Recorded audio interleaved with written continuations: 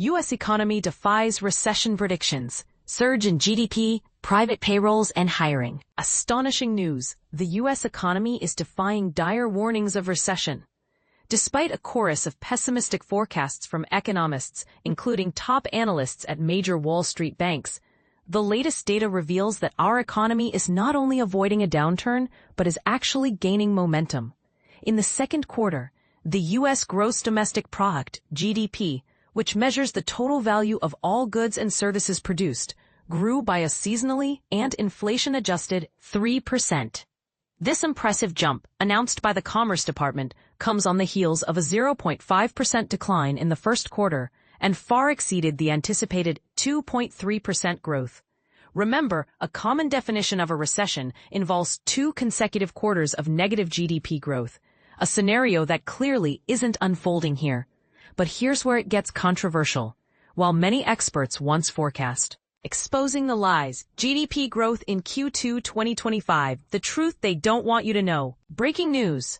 The U.S. economy just experienced a major rebound, but is it sustainable? The latest numbers are in, and they're painting a rosy picture for the U.S. economy. According to the advance estimate released by the U.S. Bureau of Economic Analysis, real gross domestic product, GDP, increased at an annual rate of 3.0% in the second quarter of 2025. This is a significant turnaround from the first quarter, when real GDP decreased by 0.5%. But here's where it gets interesting. The increase in real GDP was primarily driven by a decrease in imports and an increase in consumer spending. Yes, you read that right. A decrease in imports actually contributed to the growth in GDP. This might seem counterintuitive, but it's all about how GDP is calculated. Imports are subtracted from the total value of goods and services produced within a country.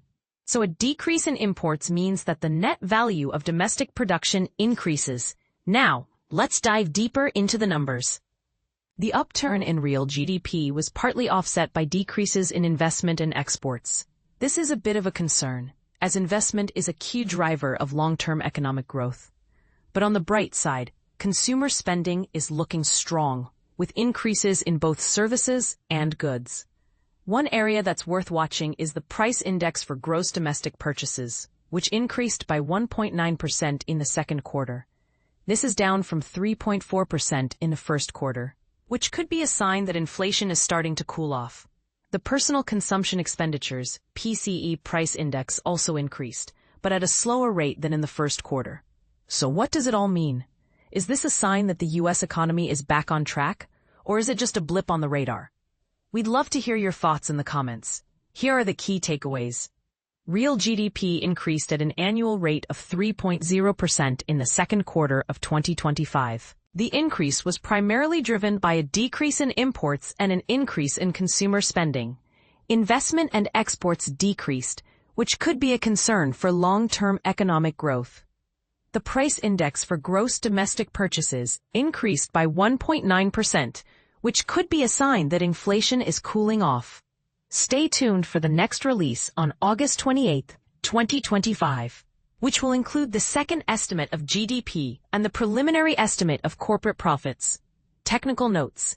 The estimates of real GDP are based on a variety of source data, including Census Bureau BEA, U.S. International Trade in Goods and Services data, and the Census Bureau's Advanced Economic Indicators Report for June.